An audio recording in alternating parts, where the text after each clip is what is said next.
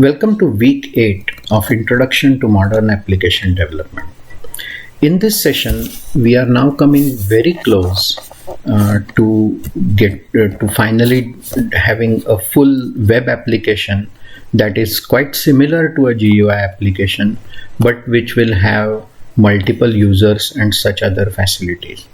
A few pieces remain.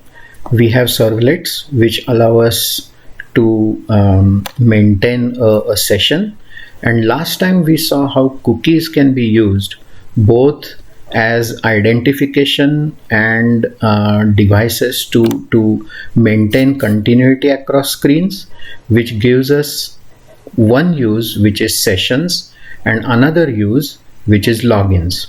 We discussed logins last time, but we haven't implemented them yet. This time we are going to look at a few remaining pieces of the system, and in the next week we will put all the moving pieces together and finally arrive at a complete web application. So this week we are going to complete the two remaining pieces, which is how the view is put together and how servlets are created and deployed. The creation and deployment of servlets is a disciplined way of a general problem which we have repeatedly mentioned during this course, which is how to maintain and deploy a web app as you go ahead. If you have noticed, web apps never have downtimes. They always seem to be working. The method that we are going to see in use with servlets is one of the key pieces in achieving this kind of always on type of development. This is very different from how desktop systems used to be, where people had to create new versions of programs and download them and so on, and it used to be quite difficult. Even that nowadays has become reasonably simple. From time to time we get operating system updates, and the updates, although we are somewhat more aware of it in the case of desktops and also to some degree in the case of mobiles, with web applications you are almost never aware that anything like an update has happened. The things we are going to see today is one of the major pieces in how web apps achieve such continuity of behavior. All right, let's get started.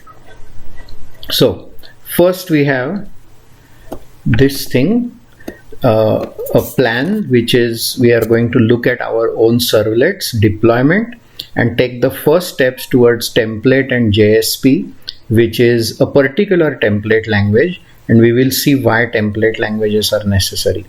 Our first servlet is going to be a usual hello servlet.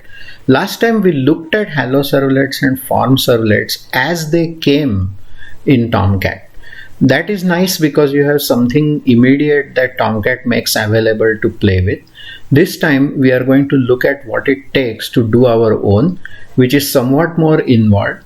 But looking at Tomcat examples, there is some extra degree of complexity because the examples directory and so on is actually created by the Tomcat people as part of a system, whereas we are only interested in bits and pieces, and therefore we are first going to build our own hello servlet.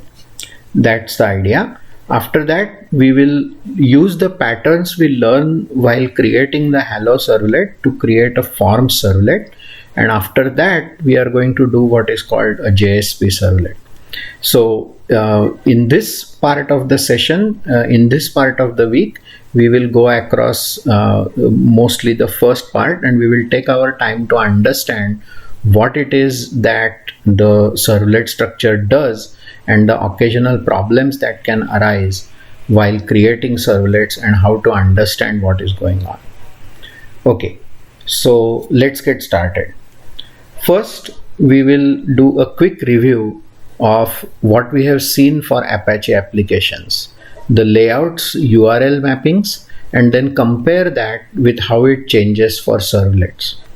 So let's get started by first looking at our XAMPP control, in which we have started Apache and we have started Tomcat, and we are going to run both of them and see what we get. So here we are. Here we have Tomcat running on port 8080. You have this manager application, which by the way we came from this button. Let me just maybe do it just to make it clearer.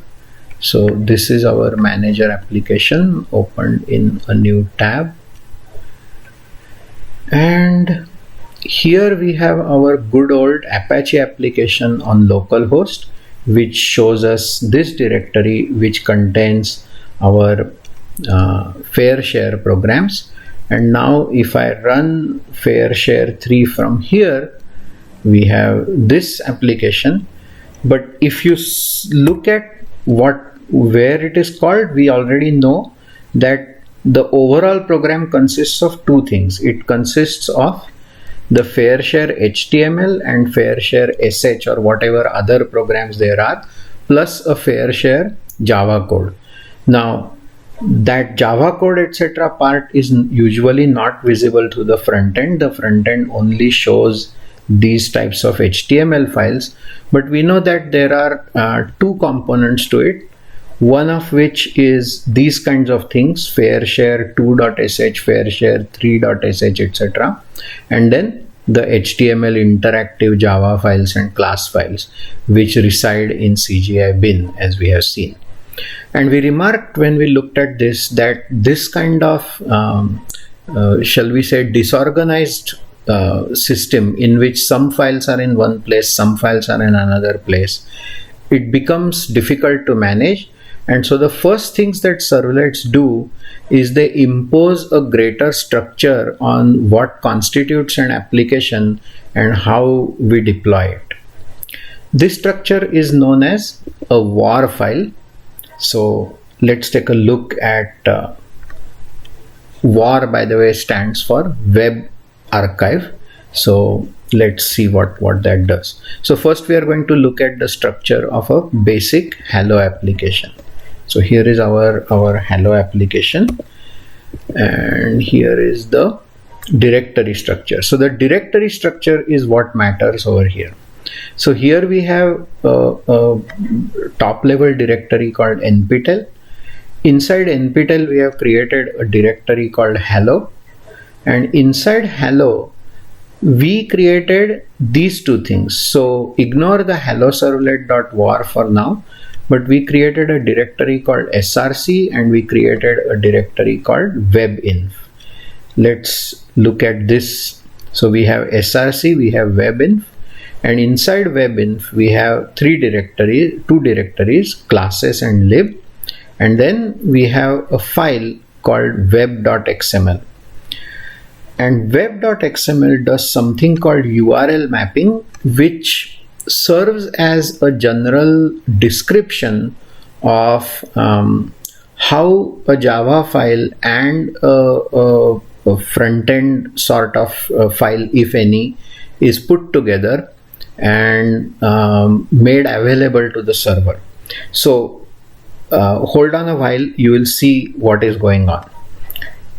Basically, src will contain sources, webinf will contain whatever is necessary for the web application to function, which includes these three pieces. So let's see what they are. First of all, we have src, and src contains nptel, and inside nptel directory we have a hello servlet.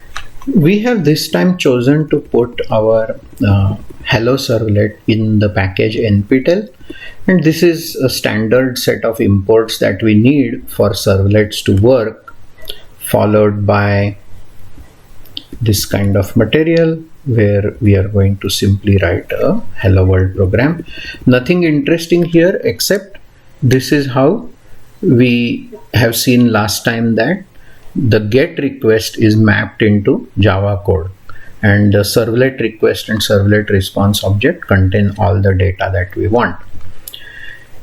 Here is something interesting to remind you from last time. One is that in the response we set a content type like this, and then in a response we create a print writer and write to this print writer all this HTML text so that it goes out in a single string. So this by now should seem familiar to you. Okay, now what we are going to see is what is there in so this is src, and src contains, so src looks, as far as our Java code is concerned, src is where Java code begins and Java packages are all structured inside src. Okay, now let's see what is in webinf. So webinf contains this file called web.xml. This is fairly standard, this kind of pattern, and you can pause this and write down exactly what is here when you create your own program for this session. What we have here is, this is things that are required by the standard for proper XML, including a name service, including the namespace and schema definitions and so on. These are by and large standard. They haven't changed for a very long time, and unless you are doing something special, by and large these things you should just you can just reuse the systems from much simpler applications. So only if you have a program that validates the XML will some of these kinds of details start mattering. Otherwise, for the most part, most uses of XML are just based on tag names, and this material, although in principle extremely important, in practice doesn't really matter very much. What we have here then is something that is describing to Tomcat what are the components of this web application and where are they to be found. Remember, components of a web application for the Apache case anyway included HTML, a shell file, and a Java program. In this case, we just have a Java program. There is no need for the shell file because that is exactly what the servlet container, which is Tomcat, does for us. As we saw last time, a servlet container runs the equivalent of a complete command line program, but without having to deal with details of command lines and such. Instead, we just use a standard HTTP program which follows a standard interface called the servlet API. Okay, so that's the basic idea. And this then describes all the details. So first of all, this is just a display name and description. Here is where the interesting part begins. We say that the servlet class is described in this tag. There is a hello servlet, and here this is the servlet name and this is the servlet class. So NPTEL hello servlet. Here, by the way, this is a full Java class. So all the details of capitalization, etc. matter, as does the fact that if you have a class called nptel.helloworld, then this must correspond to the path name here, nptel. So nptel/hello servlet.java will have to be present, as will a similar structure in the classes file. So if we go here and inside webinf, you have classes, and in classes there is nptel followed by hello servlet.class. So inside webinf, classes contains the overall directory structure for the distributed Java program. Lib in this case is empty. Lib is meant for jars and other standard libraries, and classes is meant for your code. And this is web.xml, which we were looking at. So let's see what we get. So we have web.xml, and here we have nptel.helloservlet. Here we say that this servlet name and this servlet name are identical, so which tells the system that in this servlet mapping the URL hello servlet.html corresponds to the class NPTEL hello servlet. So what is going to happen here is, if you visit this URL, then Tomcat will interpret your visit to say fetch the class and execute whichever method you have called. In this case, just the straightforward get method.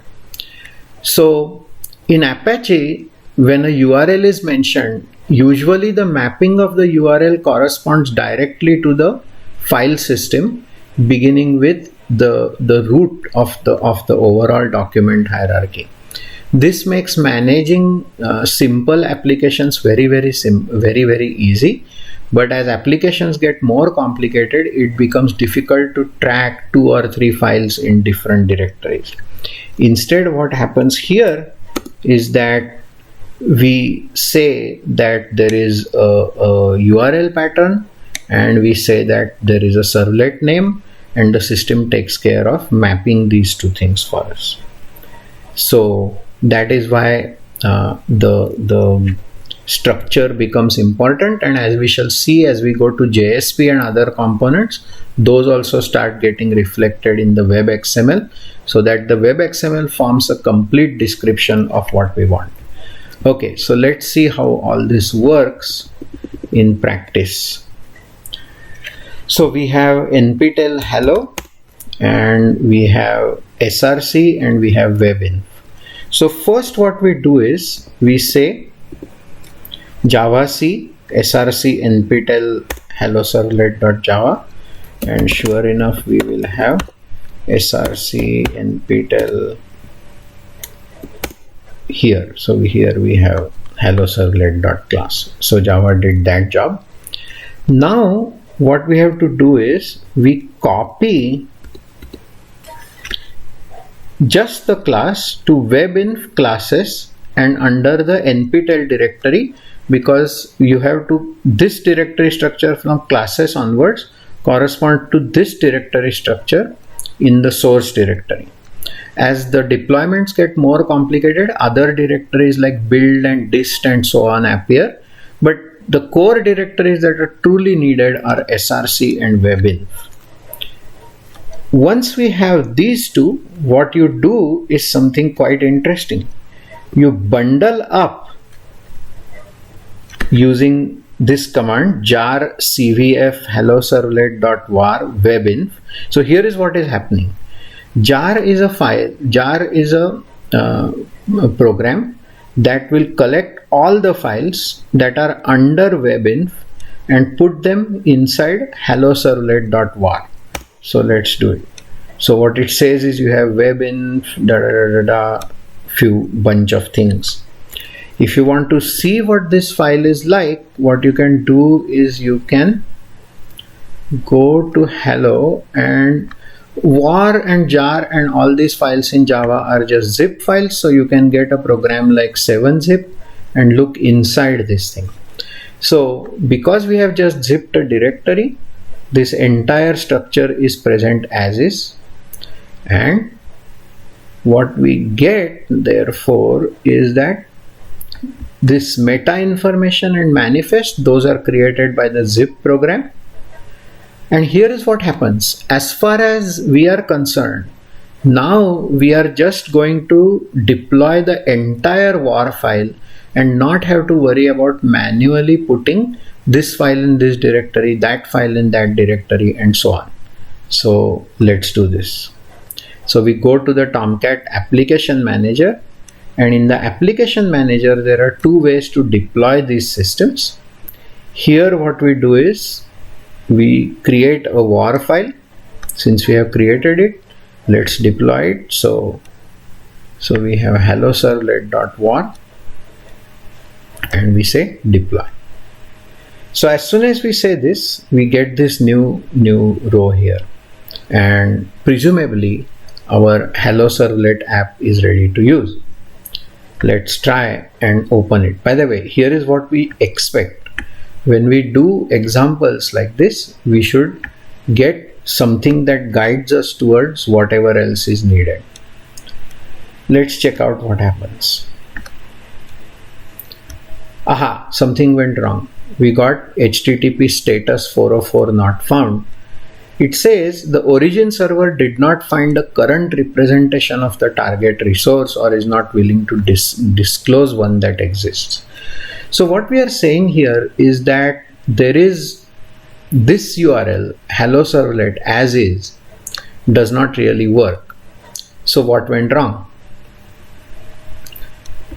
Let's look at web.xml. What web.xml says is /helloservlet.html should map to nptel.helloservlet. Looks like things should work, but they don't. So what is going on? Here is the thing. When the manager gets a war file, so for example, these are more complicated deployments, but if examples was deployed by a file called examples.war, then this is used as a starting directory of the URL. What should happen if we want multiple applications? Clearly they should be in multiple parts of the subdirectories on the URL, but here we have just given / at the beginning. This is a problem, because if it so happens that the name of the servlet war file, which is reflected here, does not quite match this thing, then you might think you want a URL of one kind, but it collides, and then the system will not know how to resolve the URL to which particular jar file or class file or whatever it is that your execution is going to use. Okay, so knowing this part of the URL alone is not sufficient for the manager to figure out exactly what to do, because the connection between this war file name and the URL isn't always as simple as we have. So as a result, what the manager does is it takes the war file name as the base and extends your URL in relation to the war file. So we get this, and now with hello servlet and hello servlet.html, you now finally have the file we want. But this is kind of inconvenient, and so the question becomes, is there any way, for example, to easily get hello servlet directly serve you the URL? So let's make that change and see what happens. So in addition to this URL, since anyway it is the final part of the name that matters, we will put an additional URL which is simply /. And this time you will see what I mean when I said that the deployment is a much simpler affair. So now that we have made a change to web.xml, what we need to do, we haven't changed the code, we have only changed the configuration, and so web.xml just needs to be repackaged, and therefore we will just create a new war file. So now this war file has our new XML, and we go here, we stop this particular thing. It tells us that it stopped the application at what it calls a context path. So context path is taken to be the name of the servlet because it gives you a context, and we will undeploy. So at this point, this file is gone from the system. Let's take a look at what we have in the XAMPP part of. Okay, so here what we have is we have XAMPP, we have Tomcat, and inside this thing there is web apps, and inside web apps there is just this. We used to have our hello, but it is hello servlet, but it's no longer there. So let's redeploy, select this thing, we will deploy it. And now as you can see, this is file, the web apps file is updated, and hello servlet.war appears here, and hello servlet.war is unpacked, and it also appears in this directory. So this is what Tomcat does. And now we should get the behavior we want, which is this works. Plus, since we have given both names, that works too. So you can, in this way, very easily deploy different URL names. Okay, so let's consolidate by looking at our description from here. What we said is you create a file in a directory structure like this. src, just to be clear, what src has to have is this part. So src will need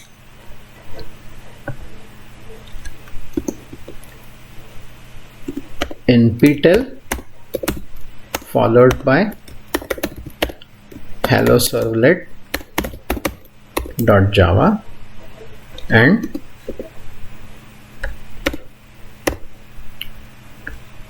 the rest of the servlet layout is webinf. So what we are doing is compiling this to get a class, copying this class so that the result of all this is finally hello servlet dot class, like this, and we have our overall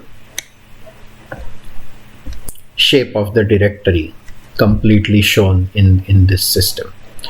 And web.xml, as we saw, is the description that says how URLs are mapped into the class files, which are then executed by the servlet container.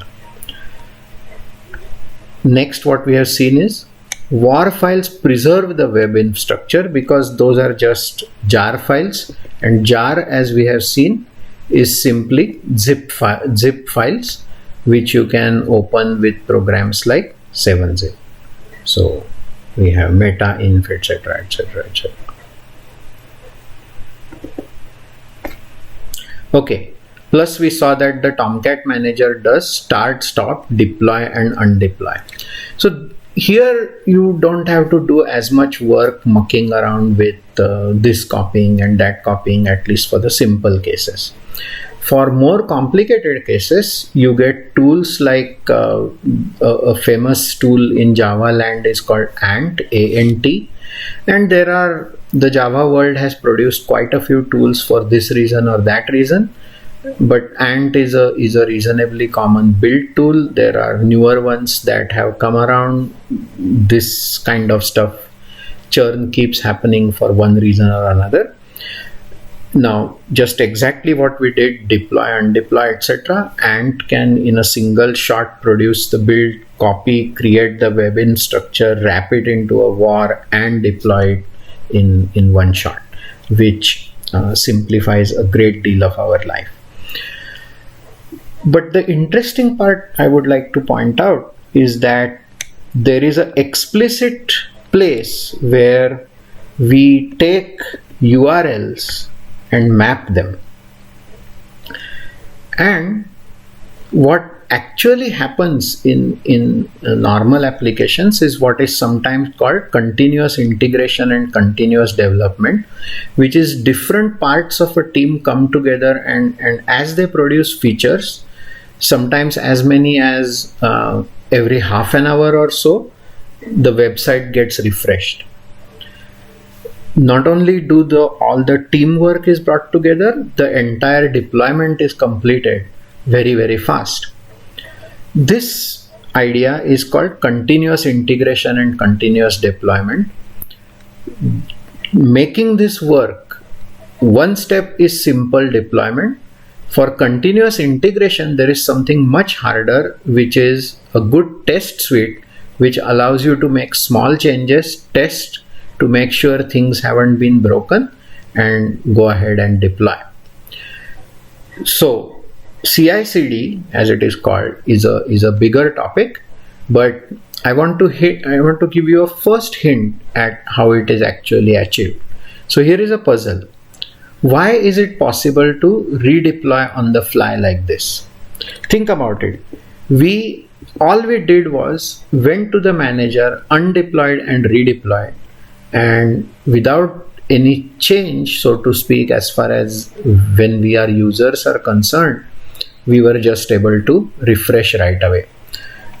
One thing you will observe is, in this particular case, since we are the ones deploying and using, there is no case where a request arrives at the same time that the application is undeployed. If we had undeployed this application here, then we just can't get to it. And if we try using this thing right now, this accidentally got pulled out. Let's put it back in. If we do this, of course, it does not find any such thing.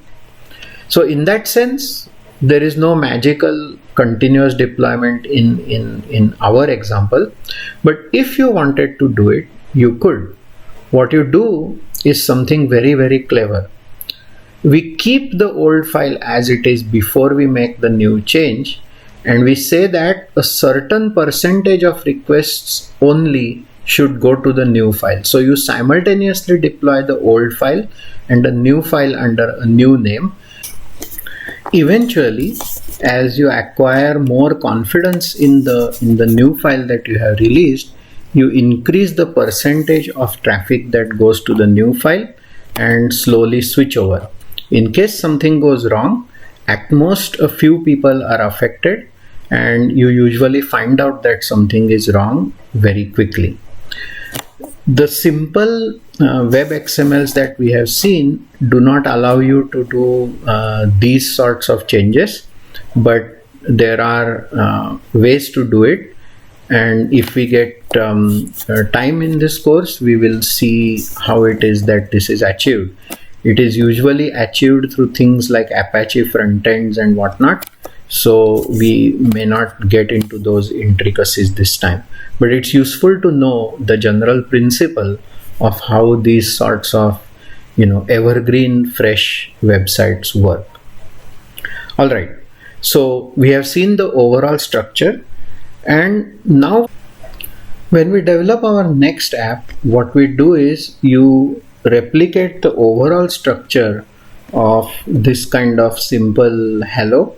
So let's call this something like GUI forms,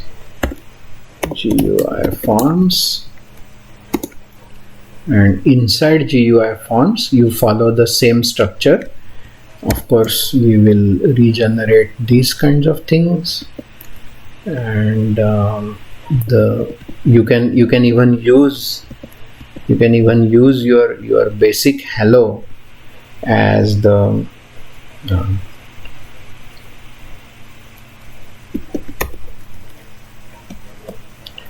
you can use your basic hello thing as GUI forms src NPTEL, and instead of this hello servlet, you just use your GUI forms.java, etc., etc.